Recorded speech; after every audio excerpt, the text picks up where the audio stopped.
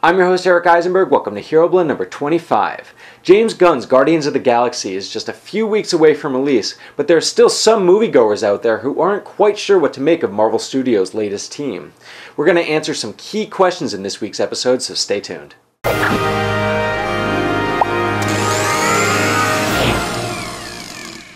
Hey everyone, welcome back. This week I am once again joined by CinemaBlend's own Mack Rawden. How's it going, man? It's going well. I'm pretty confident that this is going to be the episode where after this, you're going to say permanent co-host. I like You're it. just going to want me every week. But we'll see. So, I don't want to get ahead of myself. Right, of course. You can't be too confident. This may be a disaster. We don't know yet. Fingers crossed. This week, we are going to be talking all about Guardians of the Galaxy because this week, not only was there 17 minutes of footage shown in theaters across the country, but I finally got to reveal all of the stuff that I got to see while visiting the set of Guardians of the Galaxy last year. I can tell you that it's awesome. You should look for my other stuff on cinemablend.com, but Mac, you don't know much about Guardians of the Galaxy, do you? I do not. Yeah. And it is especially important that I do know because normally my wife is pretty... You know, she's not super into superhero movies, and yesterday she tells me that she's so excited for this movie we have to go opening night. Beautiful. Well, so I need to know little tidbits to tell her sure. in between the little movies, bits of trivia. trailers. Well, yes. if I'm not mistaken, you have a couple questions that you want to shoot my way. Oh, I have a lot of questions. Okay. I got 5 real questions and then 5 like bonus ball. Okay. 3-point contest questions. Okay. All right, are you ready? Yeah. Okay. So, number 1. You're gonna answer them correctly. I'm going to answer them correctly. All right. Okay. So here's my first question. All right. So, before Marvel announced that Guardians of the Galaxy was going to happen, right? I had no idea who these people were. Sure. That's not weird because I'm not super into comic books, but I had no name recognition at all.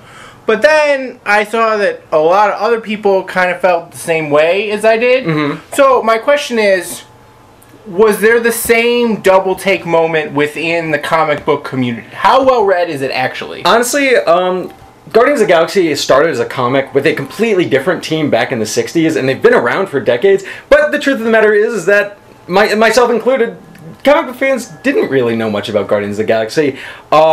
They were never really an A-list team. That was never really something Marvel ever really pushed forward, like in the same way they did with X-Men and Spider-Man.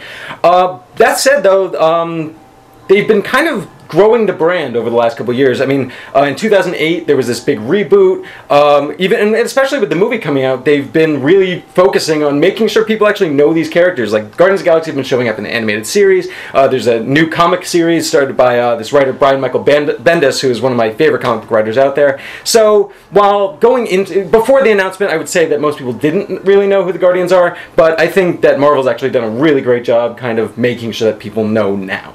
So, yeah. Cool. Alright. Okay. This is a good one. Alright. So... I hope they're all good. Yeah.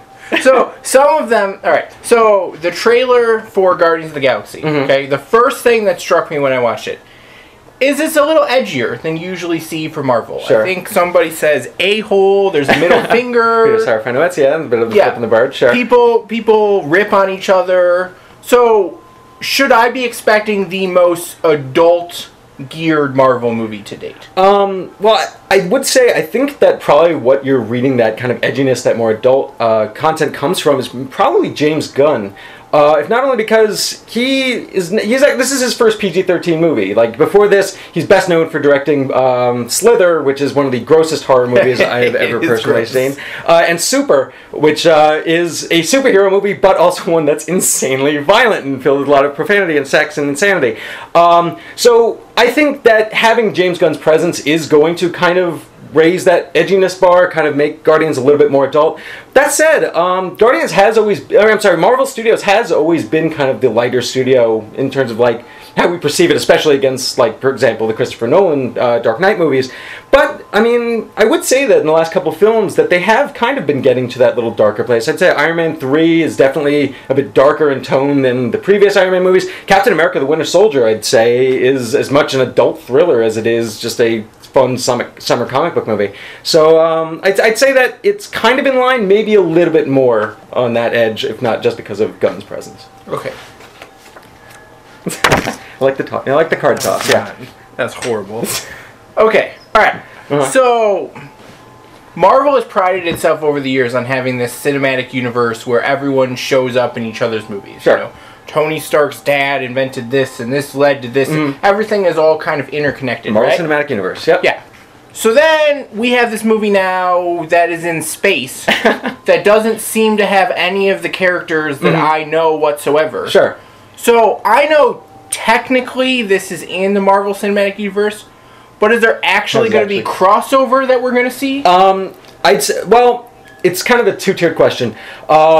The first is that in this movie, we are almost undoubtedly not going to see Captain America, Thor, Iron Man, or any of those kind of main characters. Loki? Not even, I mean, maybe Loki. I bet. I would seriously bet against it. So it is kind of on the fringe of the Marvel Cinematic Universe, and I even think that Marvel Studios reps would even say as much. But there is one connecting factor, one connecting character who you may remember from the end of Avengers, which is that big purple alien guy, Thanos. Who, do you remember him from the end of Avengers? Is that Benicio del Toro? No, that's the Collector. Thanos is the guy who was basically revealed to be pulling puppet strings in the Avengers, and yeah, exactly, that big purple guy. He is a force behind the scenes in Guardians of the Galaxy. He's being voiced by Josh Brolin, which I can't wait to see. But he is kind of, once again, kind of showing himself as a bit of a puppet master. So for right now, he is kind of the connecting glue between what we've seen from the Marvel Cinematic Universe so far and Guardians of the Galaxy. And I think that going into Phase 3, going towards Avengers 3, that connection is only going to get bigger, and Thanos is going to become an even bigger villain. And we're probably not only a couple years off from seeing the Guardians of the Galaxy join up with the rest of the Marvel Cinematic Universe that you know. That's good. So pretty epic. Yeah, hopefully. it's pretty great. All right. Okay, so I think we could agree that Marvel is pretty successful. Yes. Right? Yeah, They I think that's definitely tend to make things that are pretty commercially viable, right? But the one connective thread that the movies have had before this is they've at least had someone who the average person has said, yeah, I heard of that person. Sure. Thor or Captain America or Iron Man. In terms of character, sure. Right? Here we have no one. So the question is Marvel as a movie studio big enough to just make us like something? You say, are they a big enough brand? Yes. Yeah. Can they carry Guardians of the Galaxy? I would argue yes. I mean, this is the studio that brought us both the third and the fifth most successful movies of all time at this point. They've established themselves not only through making like really successful movies, but really good movies. Like, people are familiar with what is a Marvel Studios movie and what's not, and it's an added bonus. I think a apt comparison would be to kind of the big animation houses, like in terms of just establishing the personal style, like Pixar, DreamWorks, all this kind of stuff.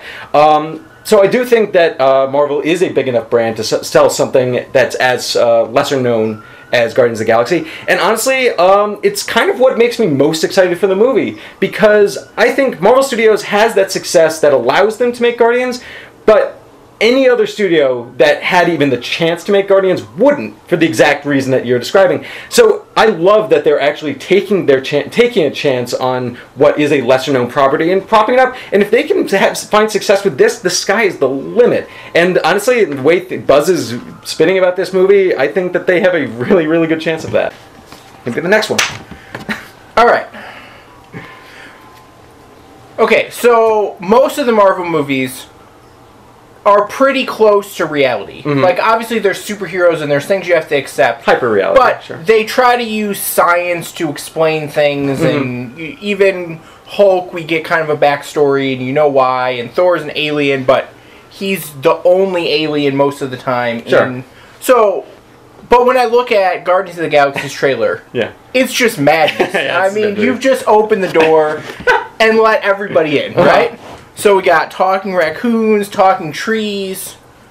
So I guess this might be ignorant, but like, are there other world? Like, is there like a talking raccoon world? Is this like deformities? I will say, Rocket is actually a very special creature. He's a result of a genetic experiment, and he is actually the only one of his kind. Okay. Groot is another one, the walking tree that you mentioned. Also, the last of his species. There were more of him, not anymore.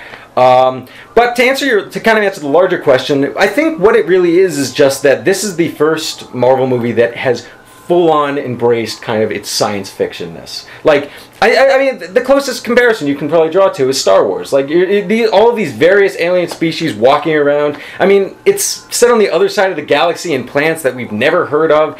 They're stretching their bounds a little bit, and they're letting things get weird, which I absolutely love. But honestly, if you are looking for the Marvel Cinematic Universe to get especially strange, you should wait for Doctor Strange, because that's going to introduce like interdimensional nonsense and demons and all that kind of stuff. So if you think Guardians is pushing the kind of genre limits of the Marvel Universe, just wait a couple years. That actually makes a lot of sense too, because I've always wondered why our sister site, Giant Freaking Robot, only covers that superhero movie. They're sci-fi, and that's the only one they've covered. I mean, when I was on the Guardians set, they even went as far as to say that this isn't a superhero movie. This is a sci-fi movie. This is a space opera, sci-fi epic. So. Awesome. Yeah, get excited, people. All right, so these are the last 5. These are just quick. The quick shots? Okay. Vomit out an answer real quick. All right, who would win in a fight, Drax or Hulk? Drax or Hulk? Drax is immensely strong. Hulk beats the hell out of him. In fact, I might even go as far as to say is Groot would actually be better matchup against him, because he not only has the incredible strength, but he can rebuild himself. It would definitely be interesting, although I think Hulk beats both of them. Okay. Definitely.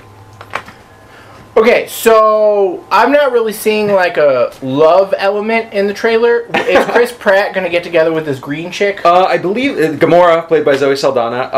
I think there is a shot in the trailers of them kind of leaning in for a kiss with Gamora wearing Star-Lord's headphones. So it seems like there's going to be a bit of a romantic thing there. It may not be the largest thing in the movie or for either of their arcs, but it does appear that there might be some of that. Okay. Okay, so we talked about the raccoon earlier. Everybody who reads the comics just keeps telling me about how Raccoon is great. Raccoon, he's going to win over America. Yeah. He's going to be new favorite Marvel character. But let's put him aside. Okay. Other than him, who has the best chance of stealing this movie? What character am I going to love? Are we talking supporting characters, or are we talking, like, can I say Chris Pratt? It can be anyone in the universe. Okay. Well, if I'm going to be focusing on 2, it would have to be Groot, who's voiced by Vin Diesel. Can only say 3 words. He can only say "I am Groot," but he has the character in the comics has an amazing relationship with Rocket Raccoon. As I mentioned, his power set is really interesting. He's just a very strange character. Vin Diesel kind of bringing different inflections to "I am Groot," and just throughout the movie, I think has like a lot of comedy potential. I'm very excited to see that. Not to mention the CGI just looks phenomenal. But really, I think that people are going to walk away from this movie not just talking about Rocket, but I think Chris Pratt as well. I think that guy is... he looks amazing as Star-Lord. He has a ton of charisma, a lot of star potential. I think that he may even steal the show from Rocket. Okay, all right. Well, let's follow up with Chris Pratt. Okay. Right? Yeah. I feel like I might know your answer based on how excited you were, but... Okay, so 5 years from now... Yeah. Is Chris Pratt still leading man, or is he the fat best friend? Oh, I say definitely. I've been following. I mean, I've been a fan of Parks and Rec for years. I think his work on that show is Andy's genius. Like I said, I think he looks amazing in Guardians. He also has Jurassic World coming out next year, so like he has that star potential. And there's even already been talk about Guardians of the Galaxy 2, so that's kind of some job security in the blockbuster market. I think that in the next 5 years, Chris Pratt is his star is only going to rise. He's also sneaky good in Take Me Home Tonight, which no one saw. Yeah, I know. I actually did see it, and I kind of agree with you. Okay. All right. Last question. Shoot. So you just mentioned there's talk of a Guardians of the Galaxy 2. Mm-hmm. Another prediction. If it happens, is it a James Gunn movie? I would bet yes. I will say that Marvel doesn't have a huge, great record retaining directors. I mean, you have Jon Favreau coming over from Iron Man to Iron Man 2, but outside of that, it hasn't really happened. I mean, you have Joss Whedon from Avengers and Avengers 2. But now, I mean, you have the Russos having a great relationship with Marvel, working on Captain America 2. They're now coming back for Captain America 3. Obviously, James Gunn is clearly in love with these characters. Marvel seems to really love James Gunn. I would bet on it. He's been really good promoing, too. He has. He's been doing it. Him, Mark Ruffalo, and Robert Downey Jr. really get out there and sell it. Yeah. And talk about how excited they are. Exactly, totally. So, you're ending with questions, man. That's it. Cool, cool. Well, thank you so much for being on the show, man. I hope all of you learned a hell of a lot about Guardians of the Galaxy, and I'm sure we'll have you back on again soon, man. I'll see you next week. Cool. Have a great one, everyone.